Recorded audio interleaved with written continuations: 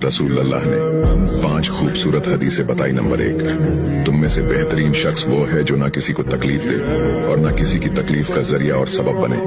Number 2, जो शख्स दिन में 10 मरतबा सूरतुल इखलास पढ़ेगा, यानी कुल हु अल्लाहु अहद, ये पूरी सूरत पढ़ेगा, अल्लाह ताला जन्नत में उसके लिए महल बना देंगे। नंबर 3, जो शख्स हर फर्ज नमाज के बाद 1 मरतबा आयतुल कुर्सी पढ़ने का मामूल बनाएगा, तो उसके और जन्नत के दरमियान सिर्फ मौत का फासला होगा, यानी वो शख्स मरते ही सीधा जन्नत में जाएगा।